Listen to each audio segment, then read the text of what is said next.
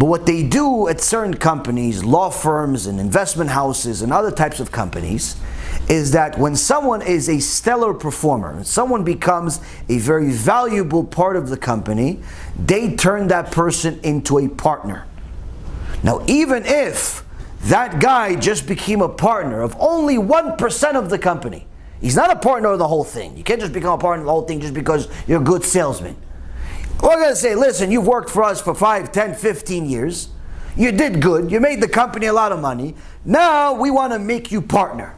So from now on, you're going to get 1% of the profits of the company. At the end of the year, we calculate what kind of profits the company has. You're going to get 1% of the profits. Now, even though in reality, it may not even change his salary that much. It may not change his bottom line that much. But automatically, that person, when you ask him, what do you do? He doesn't say, I work at such and such. He says, I'm a partner at such and such. The job now becomes his life. Why? It's my company. What, your company? You own 1%. No, it's my company. He treats it as his. It's my company. This is the reason why companies do it to this day. Which key people, you're a partner in a company. How could you leave us? No, I'm never leaving. No, I'm never leaving. So we're family. Family. I hate each other, but we're family. Why? 1%. I own 1% of the company. I own 2% of the company. It's a marriage that simply cannot break. Why? Because you're a partner. And no one else is going to give you partner right away.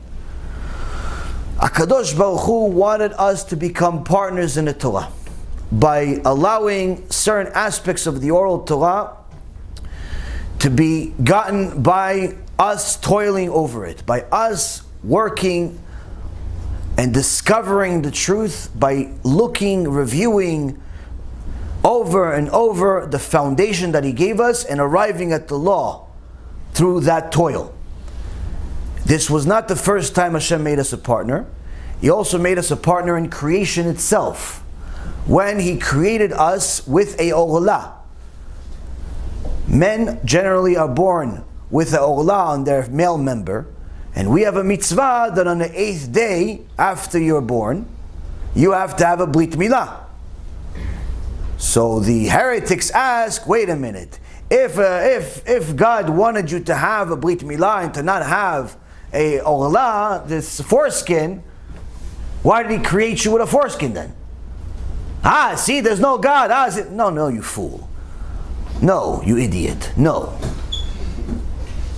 God did it on purpose. God did it on purpose. God says that if you want to convert as a male, you have to have a circumcision. If you want to be a kosher Jew, you have to have a kosher circumcision. Not the circumcisions they have at hospitals that only cut part.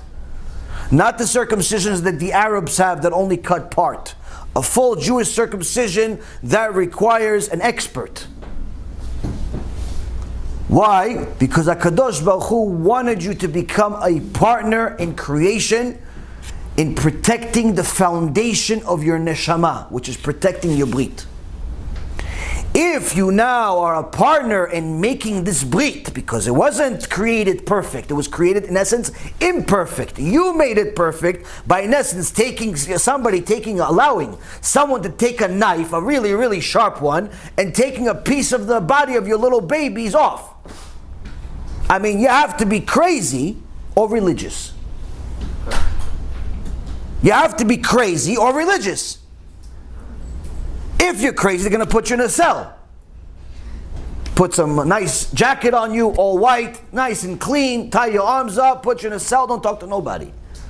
But if you're religious, they're going to tell you what? Chazaku Baruch, Rabbi, Chazaku Baruch, Mazal Tov. Why? I just cut the kid. What? That's Mazal Tov? Yeah, it's Mazal Tov. You just became a partner with HaKadosh Baruch Hu.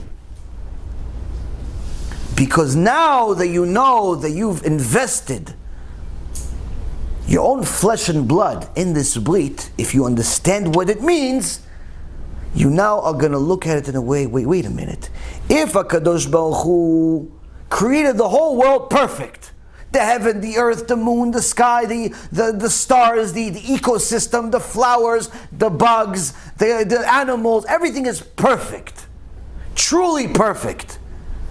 But this one thing, imperfect. Obviously, he's asking for my attention. If you look at the Kabbalah drawings of the neshama, you see that the part of the brit is called yesod. Yesod means foundation. The other parts are called different names, but the part of the brit is the yesod. Why the yesod? It looks like a, what is it? Circle, like a pentagram. Pentagram, thank you. It looks like a pentagram, like an upside down house. Why? Because even if you're really good at protecting and developing the other parts of your neshama, in this part, in that part, in this part, that part, it's not enough. Why? If you don't protect your brit, everything else fails. It's the yesod, it's the foundation. This is why when demolition men, people that destroy buildings for a living, in order to rebuild stuff, they don't bother spending too much time putting TNT and other explosives on the 100th floor, on the top floor. Where do they put the most explosive stuff? In the foundation of the building.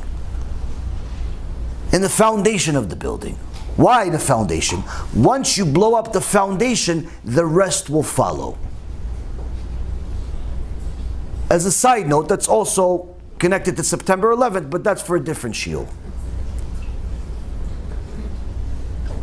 But now, Rabotai Yekarim, you have a situation where HaKadosh Baruch Hu says to you, you have to protect the foundation. If you do not protect the foundation, everything else fails. Everything else is no good. Your connection to HaKadosh Baruch Hu will be incomplete. Your Shabbat will be incomplete. Your Kashrut will be incomplete. Your learning Torah, incomplete. You won't understand what you're reading. You won't really want to do it. It'll be like almost like you're carrying the mitzvot like it's a sack of potatoes. Again we have to go to Kollel. Again we have to go to yeshiva. Again we have to pray. Didn't we already pray already? Wow, Hashem needs our prayer. We prayed, Hashem, enough. Chalas, no, give me a break for a day or two. No. What happened? Why does a person have such thoughts? Because he's not protecting his brit. The yesod is damaged. I see this probably more than others because I deal with this issue with a lot of people. Baruch Hashem, we help many young boys, young men, old men recover and fix their brit through our shiurim and guidance. And you see this as clear as day. I mean, you're talking about new people every single day reach out to me more than any other issue about how do I fix my brit. I've been destroying it for 20, 30, 40 years. What do I do now? And it's the same exact advice you give someone that just did pogem brit for the first time in their life. Same advice. First and foremost, stop it. Second of all, put a fence. Meaning, you have to learn about the topic. Understand the damage. We have nearly 70 shiurim about the topic. Watch all of them on a regular basis, not just one time. On a regular basis. Have them on a rotation on a regular basis. Then after that, make sure that you say, I'm sorry to HaKadosh Baruch Hu. Then you make sure that you share the information. Help other people. You don't have to ask him, are you a pogem brit? No, you don't have to ask nobody. Assume everyone is. Because that's almost the truth. Share the shiurim everywhere. Take the CDs, give them to people. And last but not least, you have to do tikkun brit. If you have money, you have to do tikkun brit. You donate specifically for this cause. We have a campaign that we've been doing for the last couple of months to raise more and more money to print more and more CDs and USBs specifically about this topic in English. You donate to that campaign, you're going to help fix your own neshama. Not only because you're now using the money for tzedakah that you need to do anyway, but on top of it, you're actually doing kiruv with this money because this money is going to be used for CDs. But more than anything else, a person never, ever should trust himself. Never trust yourself that you're okay, that you're good. But what if you fail? You're going strong. 2, 3, 4, 5, 6, 9 months. Fail. Happens. Happens to the best of them. What do you think? You become Yosef HaTzadik just because of one shiur? Happens, you fail. You saw something, you got something, you fail. Then what? Get up. Start again. Don't get depressed. Don't start crying. Fix. Stop again. Learn again. Do the whole thing all over again. And the reason why, Rabotai Yekarim, is because if you don't, you're going to end up making matters much worse. You're going to end up making matters much worse because now you're going to get sad. You're going to get depressed. You're going to say, I've been keeping it for 3, 4, 5, 9 months.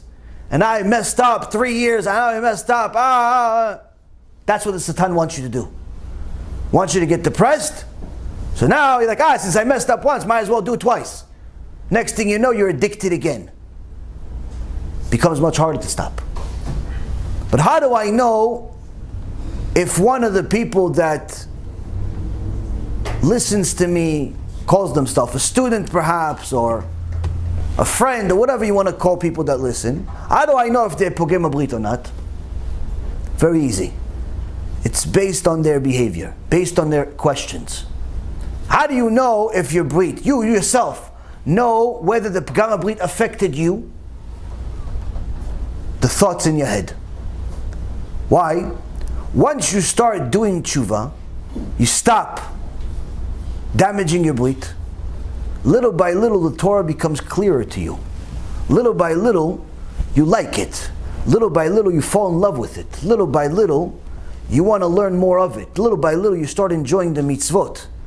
Little by little, you become addicted to it. It's amazing. You don't want to leave it.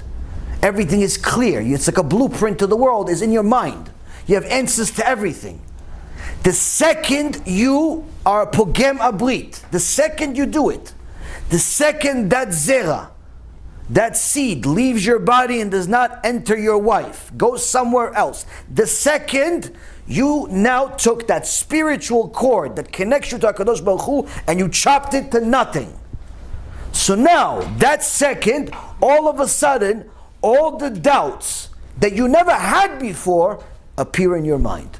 All of a sudden you ask, Rabbi, how do I know there's a God? What? You're a Talmid Yeshiva. What do you mean, how do you know there's a God? What have you been doing there for 15, 20 years? Rabbi, why do I have to keep 2 Yom Tov if I live in America? What do you mean? You lived in America your whole life. Now you have this question? If you ask me when you were 10 years old, I'll give you an answer. 5 years old, I'll give you an answer. But you've been going to yeshiva for 20 years. Why do you have this question? Rabbi, is it really halacha? Is it really halacha to, not play with your phone on Shabbat? Is it really like halacha? Like, is it really halacha to watch your eyes and not touch your brit? Like, is it halacha? Can you give me a source? Is there a machloket? Maybe somebody has a different opinion. Maybe you're stringent. Maybe where are these questions comes from, Mr. Heretic? What happened to you? Yesterday you were telling me that you're writing a song about a Kadosh Baruch Hu. You were the little David HaMelech of 2020. Now all of a sudden you're asking if David ever existed. Maybe it's Gilgamesh of the Noach. Where do these questions come from? Rabbi, maybe it's possible that Jesus didn't mean it. What? Where did you hear this from? I don't know. I just decided on Sunday to watch a sermon by Pastor Jones. Why are you, Mr. Jewish boy, listening to Pastor Jones? I don't know. I was bored.